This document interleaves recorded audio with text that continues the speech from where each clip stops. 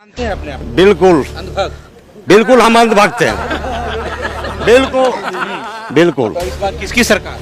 मोदी सरकार किया है। बलात्कार कहाँ देख लिया आप? झाड़ियों में छुप के देख रहे थे? अरे मीडिया पे देख लो, कहाँ देख लिया? चल रहा है। अरे आप गोदी मीडिया देख करके हमें मत बताइए।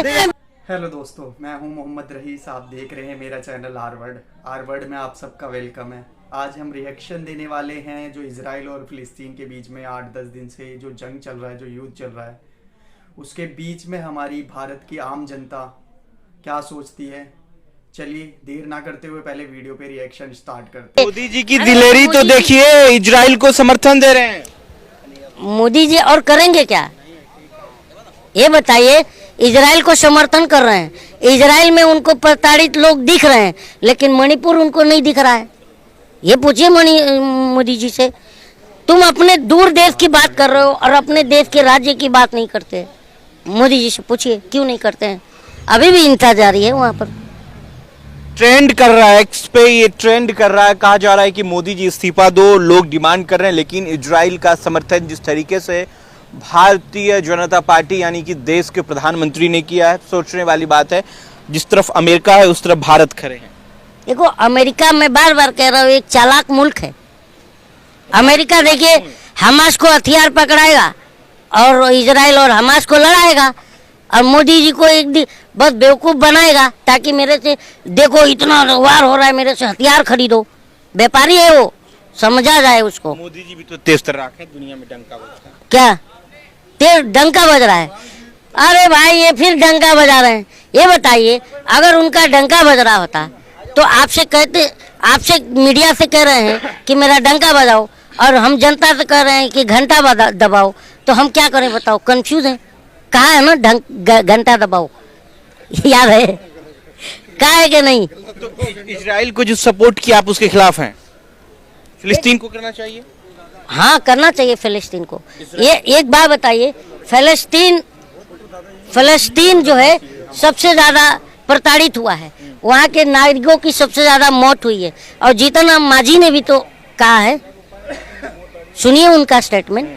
तो जो प्रताड़ित है उसका साथ देना चाहिए, कि जो जालिम है उसका साथ देना चाहिए।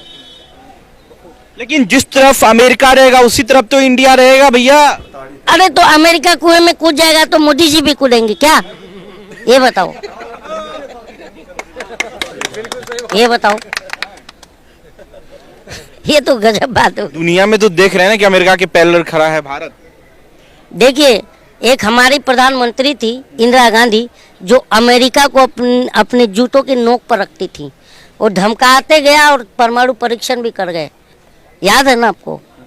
और एक अब मोदी जी से खाली अमेरिका आंख दिखा देता है, तो ये चीन को लाल आंख दिखाना था तो अमेरिका इनको दिखाता है। बोलो ना, करता है नहीं करता? और हमारे जो इंटरनल मामले में अमेरिका क्यों इंटरफेयर करेगा ये बताइए? वो ये दिखाना चाहता है कि मैं विश्व का सबसे ताकतवर हूँ, तो हम क्या बुज़दिल हैं? हम भी ताकतवर मुल्क हैं, हम भी परमाणु लेस देश हैं। शुक्रिया अदा किया है मोदी किसी का से स्क्रीनशॉट दिखाकर। हाँ, स्क्रीनशॉट दिखाकर इजराइल ने समर्थन करा है। शुक्रिया अदा करा है। किसका? भारत का प्रधान। देखिए, मैं अंधभक्तों को भी देख लीजिए, इजराइल को बहुत सपोर्ट कर रहे हैं।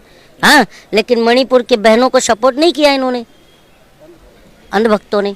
अंधभक्तों को क्या लगता है, जहाँ पर ज्यादा जो जुल्मी होते हैं ना, अंधभक्त उन्हीं के साथ खड़े मिलते हैं। हाँ, जुल्म कौन कर रहा है? जुल्म इजराइल कर रहा था फलस्तीन से। इतने सालों में कितने नागरिकों को मार दिया, बेगुनाह नागरिकों को मारता है यार। आप बताओ कितना दिन बर्दाश्त करेगा वो? अत्याचार कर रहा है, बताइए जरा। फिलिस्तीन में घुस के उनके नागरिकों को मारता है। वो जो इजराइल पे हमला किया वो कहाँ जा रहा है?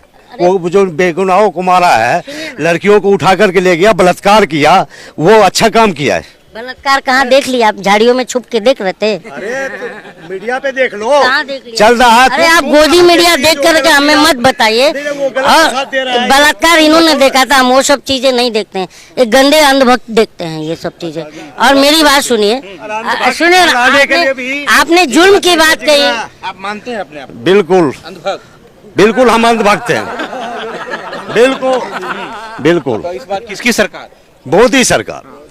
देखिए, अंधभक्तों को शौचालय विकास लगता है और 2014 से ये लोग शौचालय में मुंह डाल के कम्बोर्ड में बेहोश पड़े हुए हैं, समझे कि नहीं? क्या है? और जब मोदी जी में मुंह डाल के बेहोश पड़े हुए हैं, इनको ये बताओ, तो मैं बता रहा हूँ, क्योंकि शिक्षा, स्वास्थ्य, पहले मुंह सुनिए तो मुंह डाले हुए हैं, मैं आगे बता रहा हूँ क्यों। क्योंकि शिक्षा, स्वास्थ्य, रोजगार, महंगाई, महिलाओं की सुरक्षा, अंधभक्तों से कोई मतलब नहीं है, इस पर कोई बात नहीं करेंगे। और खाली बोल दोगे ना तो बोलेंगे शौचालय बनाया है, तो 2014 से अब तक ये शौचालय में ही पड़े हैं और नरेंद्र मोदी विद्यालय की बात नहीं करते हैं और शौचालय की बात करते हैं। अंधभक्त अपने बच्चों को शौचालय 19 में आ गए, फिर भी 19 में आ गए भाई। 19 में क्यों आए पूछिए ना, आप ही बताओ ना। लाओ मैं मेरे फर्स्ट टाइम वोटरों से कहना चाहता हूँ कि आपका पहला वोट पुलवामा के शहीदों के नाम नहीं मिल सकता क्या? अरे कहीं को मिलेगा कि पूछो सरकार होती, तुम भी हमला कर दिए, बात है सरकार होती क्या? मैं मेरे फर्स्ट टाइम वोटरों से कहना चाहूंगा कि आपका पहला वोट पुलवामा के शहीदों के नाम नहीं मिल सकता। जो आदमी अपनी सेना को मरवा के उसके नाम पे वोट मांगे, ऐसे उसके समर्थक, बेशर्म समर्थक क्या कहें हम? ये इस बात को, इस सत्यपाल मलिक को आप झूठा मानते हैं? पूछना पड़ेगा। वो उन्होंने ही कहा है ना कि हमारी गलती से सेना शहीद हुए। कैसे सेना शहीद हुआ? सत्यपाल मलिक ने कहा है, ये मैं नहीं कहा। आप पत्रकार हैं, कौन कहा है बताइए? नहीं, आप पत्रकार हैं। सत्यपाल मलिक की बातें सही। सत्यपाल मलिक बार-बार कह रहे हैं ये बात। सत्यपाल मलिक तो मोदी जी का खास आदमी था ही कह रहे हैं। तो उसमें क्या हुआ? 4 राज्यों के राज्यपाल बीजेपी ने बनाया है, हमने नहीं बनाया, तो वो कह रहे हैं, तो वो झूठ कह रहे हैं क्या? पूछिए इनसे। 4 स्टेट में मोदी आ रहे हैं कि नहीं? अरे आ रहे हैं, बिल्कुल आ रहे हैं। पैदल आ रहे हैं।